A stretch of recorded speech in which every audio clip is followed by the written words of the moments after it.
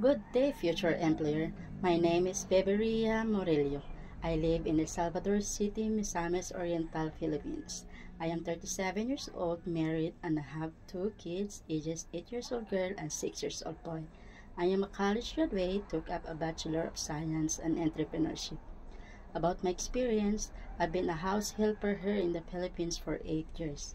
My main duties are taking care of the 3 years old girl and doing household chores. I've been a domestic helper in Hong Kong for 3 months only. I've been serving 4 members of the family, 2 adults and 2 children, ages 8 years old girl and 7 years old boy. My duties are preparing the breakfast of the children and accompany them to the lobby and to take the school bus, and doing household chores like cooking, cleaning, laundering, dishwashing, and ironing clothes. I can describe myself as honest, trustworthy, reliable, hardworking, obedient, responsible, and a kind person.